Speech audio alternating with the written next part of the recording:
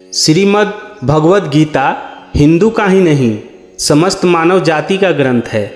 इससे प्रत्येक मानव को अच्छी शिक्षा और अच्छे मार्ग मिल सकता है। प्रत्येक मनुष्य को इसे पढ़ना और समझना चाहिए, क्योंकि श्रीमद् भगवद गीता में जीवन से जुड़ा ऐसा कोई भी विषय नहीं है जिसका वर्णन ना किया गया हो और जिसमें जीवन का कोई समाधान ना हो। इस ग्रंथ में देश, धर्म, न्याय, राजनीति, हर तरह की समस्या का निदान मिलेगा। आज की इस पोस्ट में हम महाभारत का एक ऐसा प्रसंग के बारे में बताएंगे जिससे आज का मानव बहुत कुछ सीख सकता है। बात उस समय की है जब पांचों पांडव जुए में अपना धन संपदा, राज्य सब कुछ हार गए थे और उन्हें वनवास की सजा मिली थी। वनवास जाने से पहले अर्जुन ने भगवान श्री कृष्ण से पूछा, हे कृष्ण, हमने तो कोई बड़ा पाप भी नहीं किया, फिर भी हमें इतनी बड़ी सजा क्यों मिली? अर्जुन के प्रश्नों का जवाब देते हुए श्री कृष्ण कहते हैं, हे अर्जुन, द्वापर युग अपने अंतिम चरण पर है। यह सब जो हो रहा है यह सब कलयुग का प्रभाव है। फिर अर्जुन ने श्री कृष्ण से पूछा, हे केशव, अभी तो कलयुग आया भी नहीं है, इतना भयंकर परिणाम क्यों? और जब कलयुग का आरंभ हो जाएगा तो क्या होगा?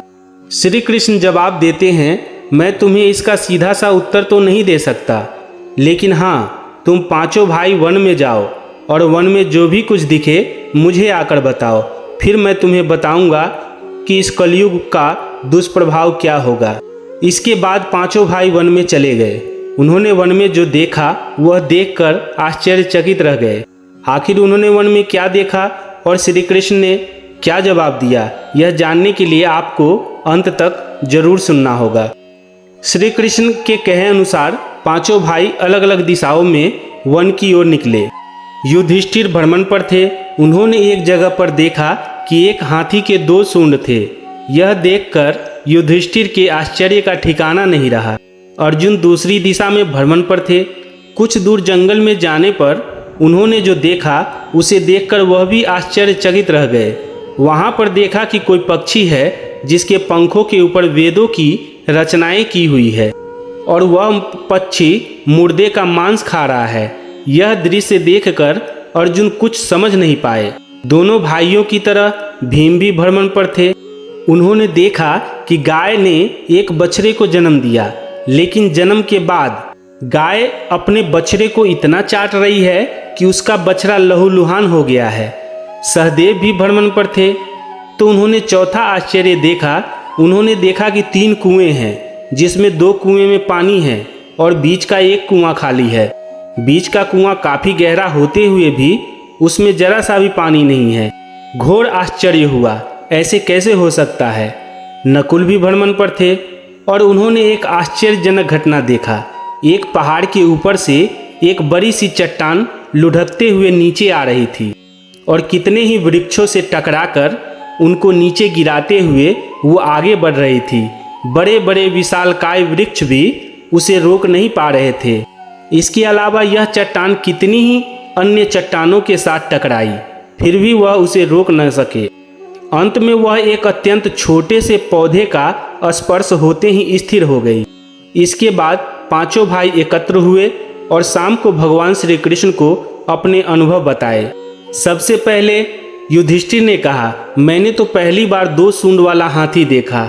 यह मेरे लिए तो बहुत ही आश्चर्यजनक था। भगवान श्री कृष्ण कहते हैं, हे धर्मराज, अब तुम काली काल की सुनो।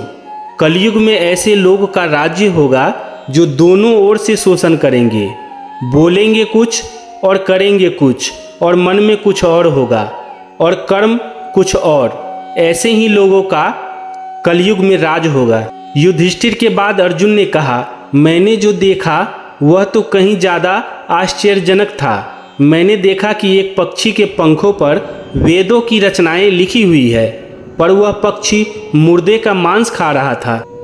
श्री कृष्ण कहते हैं, हे पार्थ, कलयुग में ऐसे लोग होंगे जो बड़े बड़े ज्ञानी कहलाएंगे, विज्ञान की चर्चा करेंगे, लेकिन उनके आचरण राक्षसी होंगे। वह बड़े पंडित और विद्वान कहलाएंगे, किंतु यह देखते रहेंगे कि कौन सा मनुष्य कब मरे और हमारे नाम से संपत्ति कर जाए। हे अर्जुन, अपने ही घर के व्यक्ति विचार करेंगे कि कौन सा मनुष्य कब मरे और घर हमारे नाम पर हो जाए। हर जाति धर्म के लोग प्रमुख पदों पर बैठे विचार करेंगे कि कब किसका श्राद्ध हो और कौन कब किस पद से हटे और हम उस पर चढ़ जाएं। चाहे कितने भी बड़े लोग हों, परंतु उनकी दृष्टि धन और पद के ऊपर ही रहेगी। ऐसे लोगों का ही बोलबाला होगा। फिर भीम ने भगवान श्री कृष्ण से कहा, हे केशव, मैंने तो एक विचित्र घटना देखी कि गाय अपने बछड़े को इतना चाट रही थी कि बछड़ा लहूलुहान हो गया था। श्री कृष्ण कहते हैं, कलयुग का मनुष्य शिशुपाल हो जाएगा। कलयुग में माँओं को अपने बच्चों के प्रति ममता इतनी बढ़ जाएगी कि उन्हें अपने विकास को अवसर भी नहीं देंगी। मोह माया में ही घर बर्बाद हो जाएगा। मोह में पड़कर इतनी अंधी हो जाएगी कि सिर्फ अपना ही स्वार्थ देखेगी। अपने बच्चे पे एकाधिकार जमाएंगी, जिसके कारण बेटों का पतन शुरू हो जाएगा। इतना ज़्यादा ममता होगी कि उसे मोह और माया सिर्फ और सिर्फ अपने स्वार्थ में ही बांध कर रखेंगे और उसका जीवन वहीं खत्म हो जाएगा। वास्तव में लड़के तुम्हारे नहीं हैं, वह तो बहुओं की अमानत है, और लड़कियां जमाइयों की अमानत है, और तुम्हारा यह शरीर मृत्युओं की अमानत है। तुम्हारी आत्मा परमात्मा की अमानत है। इसीलिए तुम्हारा अपने शाश्वत संबंध को जानना बहुत आवश्यक है।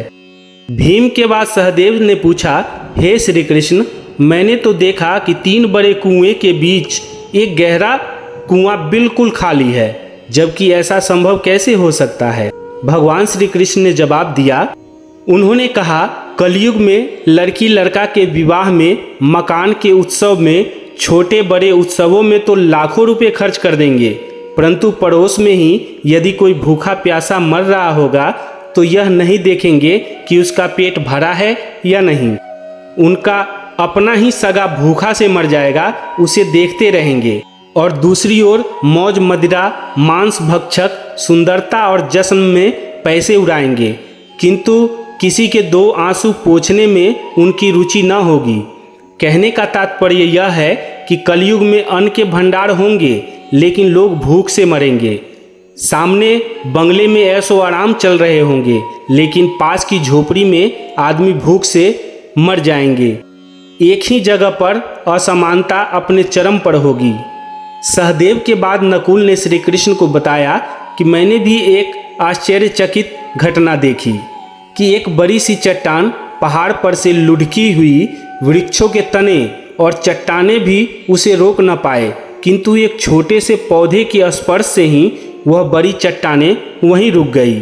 समझ नहीं पाया कि ये कैसे हुआ। भगवान श्री कृष्ण ने कहा, कलयुग में मानव का मन नीचे गिरेगा, उसका जीवन पतित होगा।